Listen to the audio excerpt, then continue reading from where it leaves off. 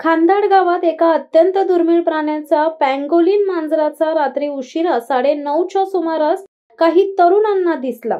हा प्रकार खरोखरच आश्चर्यजनक आणि दुर्मिळ असल्याने गावात एकच खळबळ उडाली आहे। ही घटना 18 जुलैच्या रात्री घडली।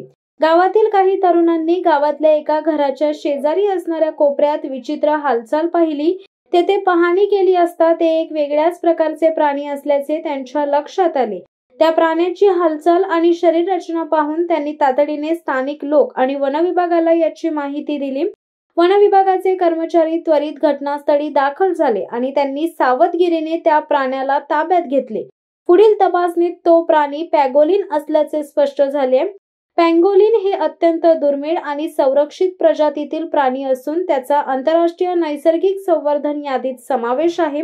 भारतात तो वन्यजीव संरक्षण अधिनियम 1972 अंतर्गत संरक्षित प्राणी मानला जातो। या घटनेनंतर संपूर्ण खांदाड गावात एकच चर्चा सुरू झाली आहे। परिसरातील नागरिक प्राणी पाहण्यासाठी गर्दी करू लागलेत। गावातील वातावरणात एक प्रकारची उत्सुकता आणि आश्चर्य पसरले होते। या संदर्भात माजी नगराध्यक्ष ज्ञानदेव पवार यांनी आमच्या प्रतिनिधींशी फोनवर बोलताना सांगितले की खांदाड गावात अशा एका प्रकारचा प्राणी आढळणे ही अतिशय आश्चर्याची गोष्ट आहे।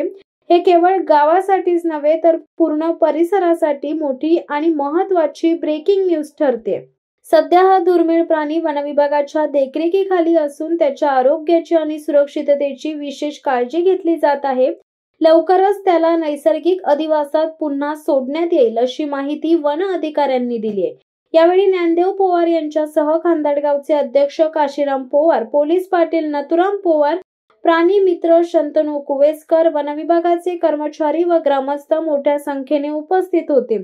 या दरम्यान सदर रानटी प्राणी युवकांची नजर येताच त्यांनी प्रथम प्राणी मित्र, त्यानंतर आमचे जिल्हा मीडिया प्रतिनिधी तसेच गावचे पोलीस पाटील यांना कळवण्यात आले।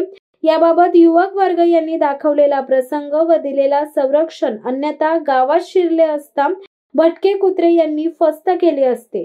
सुरक्षित रूपाने वनकर्मचारी यांनी सदर मांजर घेऊन गेले तर खांदाड युवकांचे सर्व स्तरातून कौतुक होत आहे।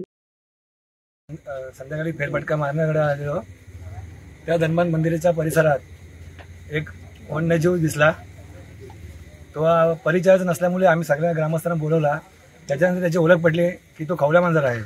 मग आम्ही शंतनू कुवेसकर आणि त्याच्यानंतर फॉरेस्ट अधिकारी आणि पत्रकार प्रतीक मोरे आणि पाटील सर यांना सुद्धा बोलवलं आम्ही।